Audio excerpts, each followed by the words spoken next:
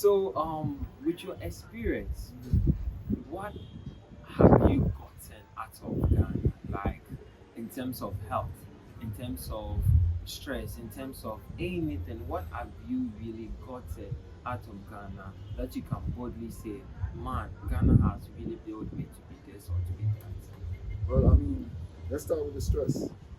Um, in America, Ghana has its own stresses, but it's a different kind of stress, right? For me, at least. Somehow it's a what kind of different. Okay, so in America, in the West, the stress becomes more from a systematic Okay. one, right? You know, we have good roads where you might be able to work, but then how the system is set, it wasn't set up for us as melanated people. It was set for Europeans who occupy those spaces, right? But just by default, you get some of the crumbs that they kick off the table, right? But you don't get access to the whole pie. Okay. You might get a piece of the pie, right? You somehow get the crumbs of the pie, but you don't get the pie. You have to beg to come to get a seat at your table. You have to beg. Here, you have your own table. Mm-hmm. Or if you don't have a table, you could bring your own table and Mm-hmm. create your own space. Right? So systematically, the system is not against you here because it's not about your skin color Mm-hmm. or about where you come from. Right? Because when you see here, everyone is of the same. Right? The stresses here might be more for me, like we talked about earlier, coming from a place where living in America, to me here in Jamaica is the same when it comes to infrastructure, the roads, the power, this and that, the earth. But coming from America where yes they have those, yes they have this because they built their infrastructure to support their system to make their system move more efficiently. So when you're coming here, some of the frustrations I would say, for me I won't call it stress, I'll call it frustration. Right? It's like if you have a business and you know that you're operating your business, you need power and power is out, then your business is down. Mm-hmm. If you don't have a generator to operate your business, then you are a problem. Yeah. You know, the other day when we had the whole situation with the internet, you know, we work virtually. Mm-hmm. So when the internet situation happened, we were down with internet. So, you know, we find ways to navigate and ways to be, you know, to come up with solutions, right? So for me, the stress is different, or the frustrations for me is different. When I wake up every morning, no matter what's going on, I still feel at peace being here. Even if I get pulled over by the police and say you're under arrest. Mm.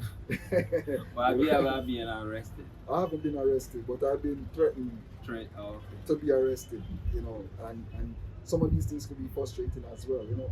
But I want to big up all my Ghana police officers. Hey, Salute to them. salute to. Right, this is no disrespect to you. You're doing your job. Yeah.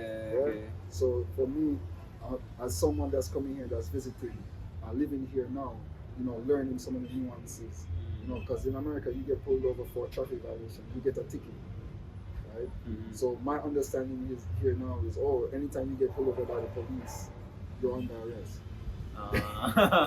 So my running joke is when they pull me over, I say, "Oh, let me guess, I'm under arrest," and they laugh. Yeah, and then we move from there, you know. But even in that experience, for me, it's still different because in America, when I get pulled over by the police, it's more of like what? it's more anxiety Wow. because I don't know if I will make it home. Because there's Hey. a lot of incidents with police shootings where because they see you as a black man, you're already a threat to them. Right? So now imagine somebody with a gun feeling threatened by the one without the gun. The person who has the law and the authority on their side feels threatened by somebody who does not have the law on their side. So if you watch the news or do your research or go on YouTube and just Google police shootings in America, it happens way too frequently than not. So when you get pulled over by the police officer there as a black man, I get very anxious because I don't know what's going to happen. Right? They tend to be more aggressive towards you. Right? Here, I know I get pulled over by the police. First of all, when they come to me with respect. They talk to me as a human being, and then we reason out. I could talk back to them, not in a disrespectful way, but I could express my point. Smile. A smile. If I'm objecting to what he's saying that I did, I could have a conversation. Hey Charlie, I didn't run the light, and we could have a conversation about it, And then you settle everything. and we could settle everything. In America, oh, you're disrespecting me, oh, I'm gonna arrest you because you're disrespecting the police officer. Oh, they might take it that you're threatening their authority by questioning them. You understand? So things could go south easy, right? But for here, I know that I might go through, I might have a conversation, and we work it out however it needs to be worked out, and I could go home to my family. So even here, even in that experience, it's not the same as being in America. So then that means you've gotten a lot. Yeah. A lot of experience, a lot of things that has built you enough. Yeah, I mean, trust me, I've been fully initiated into these Ghana streets. I think we've been here going to a year now, so it's been an experience where that I learned a lot about myself. I learned a lot about myself in this experience as well. And I mean, I learned a lot about myself. I know being here, the pace of life is slow, right? Everything takes time. Like even this interview. How many times will you schedule this interview? Like, leave a comment. I'm not Listen, going. Leave. listen. Even this particular interview right now, the challenges that we went through to be here, right? So I'm learning to let things flow. Yeah. Not to resist. But sometimes when you resist something, it persists. It persists. Yeah. So I'm more with the flow of things, learning to be patient. I thought I was patient, but I think I came here and I learned another level of patience. Wow. Yeah. So I learned a lot about myself. Is this another level of patience good? Yes, because sometimes we try to control things, and when we try to control things and they don't go the way we want to go, then frustration comes in, right? And then the frustration comes in, and then when that comes in, then that brings in a lot of other negative energies and frequencies, to make them spiral out. So for me, learning to be patient, like even sitting here and just getting ready for the interview, a series of things happen. Yeah, so right? And then you and I talk and we say, listen, it is what it is. Time and everything will happen in divine timing, right? And we just have to allow. So, for me, one of my key words for this year is the law of allowance. And I'm practicing to allow things. Allow flow. Yeah, allow flow. Once you allow flow, it reduces stress, it reduces anxiety, and then you let things move how it's supposed to move and work out how it's supposed to work. It's a nice conversation with you, for real. It is really, really nice conversation. And I've learned a whole lot of things, and I know you guys have learned a whole lot of things out of this interview. The diasporans are coming back. Yeah. What are some of the things that you don't want them to bring along to Africa? Right now we are in Ghana. What are some of the things that you don't want? Well, I'm looking at all these places that I go to, like the mall. I see China Mall, I see all these big malls, and when I do the research to see who owns these places, they're not owned by Ghanaians, they're owned by outsiders that comes in. For me, one of the things that I see is that diasporans have an opportunity. If we come together in the diaspora, if we come together as a unit and start moving as individuals, we come together. There's a historian and historian called Dr. Claude Anderson. Okay. Right? If you get a chance, YouTube him, research. He wrote a book called Power Numbers. Right? And what he's saying that we as black people in the diaspora, well, not even just the diaspora, in America by itself, right? We put $3 trillion into the U.S. economy every year. $3 trillion. That means you work extra harder. You understand? So not just mean that we work extra harder, we spend more. Oh. You understand? Wow. Because we are outspending a lot of these other communities here.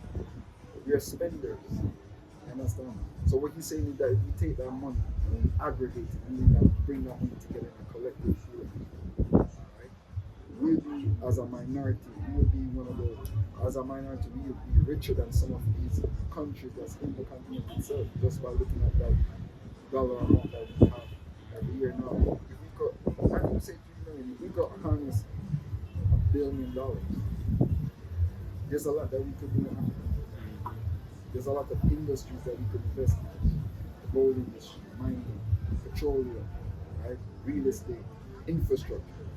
Right? There's a lot that we could come and do here with our money to strengthen and to build the country. So That's what I'm saying. It's a mindset that we have to shift. So we have a lot of brothers and sisters in the diaspora that's not on that mindset of Africa.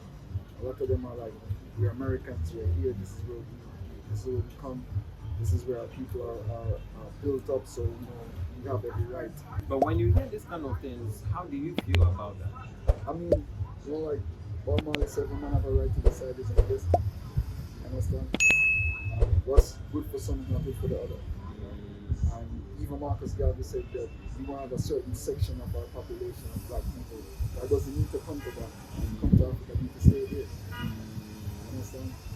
And it's not a bad thing, because at some point we still have to trade and interact with the world. Understand? So if they don't see themselves from that Pan-African mindset that listen, we need to come home and build up where we're from, because we're not treated like we're wanted here. Understand? So why fight for something that we know that is not for us, right? And why not, like I said, Marcus Garvey said before, why should we do a continent or an island, a continent that has all the resources? Africa is the breadbasket of the world, right? There's an opportunity for us to come here and thrive and grow and be successful as well. So why won't we come here and invest while the investment opportunity is great? Other nations are coming in. What they see here, why they're not doing their thing in China, why they're not doing their thing in Holland, why they're not doing their thing in Europe? Why come here and invest? Because they see the potential. And what we have to see, that's why I say I don't have expectation, I just look at the potential of what's here. I see the potential. I see the potential. The potential is great. And looking at Africa as a whole, it has one of the youngest population in the world. So what that tells me that for the future, there's a lot of great things expected. So there's a lot of ways that we adapt that we have to shred, whether we learn to shred that by ourselves, by being mindful and being conscious of ourselves, or something that we might need have to go to therapy for. Because there's a word I call PTSD that was coined by Dr. Joy DeGruy, which is post-traumatic slave disorder. And a lot of our brothers and sisters in the diaspora suffer from that. Because at the end of the day, there's nothing that's different about us. We are more alike than we are different at the end of the day. You understand? So we have to stop falling for the trap of what the colonizers put in our mind that, oh, Africans don't like Americans and Americans don't like Africa. Because when you go to America, they say, oh, them Africans, they don't like us. Hey! Right? And when you come to Africa, oh, the Americans don't like the Africans. So this is something that's been instilled in our mentality. It's not something that we formulated on our own. Right? They did it. They did it. Because they're the one that pulled the string. Right? The person who owns the pen or owns the printing press, right, could tell the story how they want the story to tell. So they've been telling the story for a long time. It's like the hunt and the lion. The hunter tell the story. You haven't heard the version from the lion. Right? So nobody have heard that story. So now people like yourself with your platform is helping the lion to tell your story. So it's needed.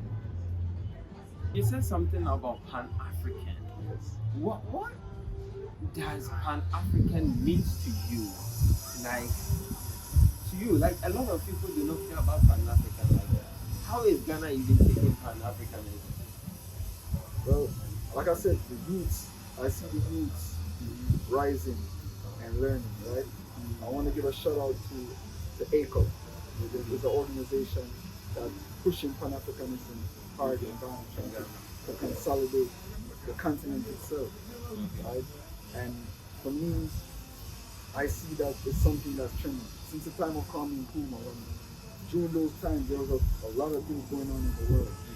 So that was a significant time where the African leaders was coming together. They formed the AU at that time, which is the Organization of African Unity, the OAU I should say, Organization of African Unity, that was formed for the leaders of Africa to come together as one, and they changed it to the AU. Okay. So we see that the African Union now is not as how it was in those times, where we had these leaders, Jomo Kenyatta, we had Haile Selassie, Dr. Kwame Nkrumah, Patrice Lumumba. We had all these great leaders in this time that were standing up to break the chains of the oppression and the colonization of Europeans here in Africa.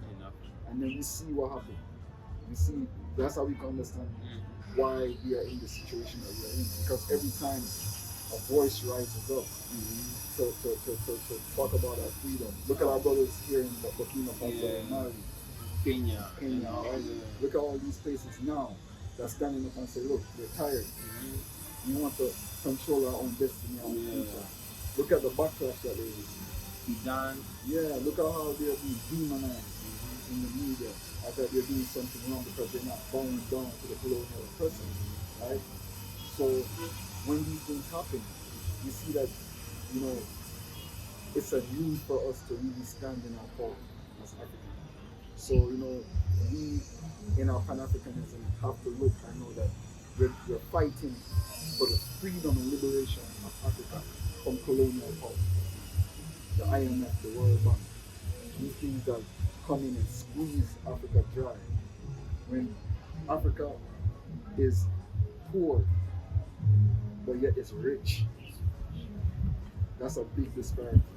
We have to figure out how we can come and control our resources to enrich our people.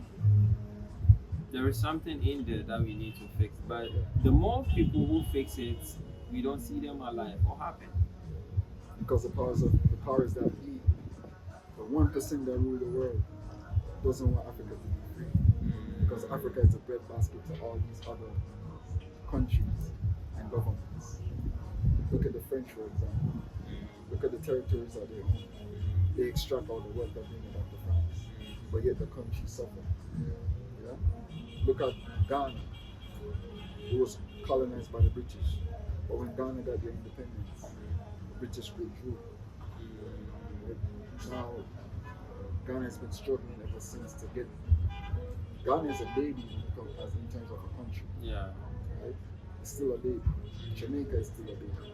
So we could see when the colonizers withdraw themselves out, they take also a lot of things that they brought in. Yeah. So now it's for us to build. I mean, just looking at the work that Dr. Kwame Nkrumah did when he did here, he built the highways, he built a lot of infrastructure, a lot of universities. Right? What's been done since? That's a question. That's a question. I'd like to see that in the comments. Yes, in the comments. What's been done since? Of significance, infrastructure. You understand? So we see where that, you know, we have to have a Pan-African mindset to care about the continent, to want to come and to build, want to invest, want to uplift the people. You have to have that mindset. If not, you'll come as an individual from a capitalistic mindset to extract the wealth for yourself and do not care about the people that's here. Well, I go by the name myself and I, Epic. It was so nice to be nice on Epic. Where can they find you and what you do shortly? Okay, so my wife and I, we host tours to Ghana. Okay. I'm also a vegan chef. You can follow us on our Instagram page. I need to come and try your vegan chef. Yeah, man, you have to come and try it. Yeah. You have to come and, the next time, you make sure you're doing this over some food. Yes. I need to try vegan food. Yes. So you can follow us on the Coma Healing Arts on Instagram, Facebook, TikTok. Myself, I have my own page as well for, you know, Chef Bobo D on Instagram, also on Facebook as well. I'm also on TikTok as well, so you can follow me there. We have our YouTube channels as well for Homa and for Chef Bobo D. And, you know, that's where you can find us. Follow us, support us. You know, we're doing a noble cause. You know, we have an orphanage that we adopted to Aquapen. We're hosting a day of giving on July 28th. We're asking for anybody who would like to volunteer, to participate. Send us a DM on Instagram. Yeah. Let's support. It's time for us to support each other. Yes. So please, let's support our brothers and sisters. You didn't add the drink that you're doing. Oh, listen. Oh, you see, I know what you do. Hey, listen, you didn't even add it. You get it. Listen, again, we talk about so much. Sometimes I forget about myself because it's when I get so passionate talking about Pan-Africanism, you know, sometimes I forget about my own self. So so as a vegan chef, you know, I specialize in Jamaican cuisines, where I veganize Jamaican cuisine. So here, I'm getting ready to set up myself in that aspect. But in the meantime, what I do is I do make natural juices. Okay. But the twist of my natural juice is that I infuse it with sea moss. A lot of people are not familiar with sea moss, but sea moss is actually seaweed that comes from the ocean. Okay. And Seaweed. Seaweed, yes. And a lot of people don't understand that, you know, our body requires 102 minerals. The sea moss gives you 92. I of need those. to try. Yes. So I need, next time I come, the next time I'm coming to try, and me Yes. myself, I'm going to be the person to tell you like, Yes. yes, go and Yes. try Simon and Yes. Mr. Chef. You understand?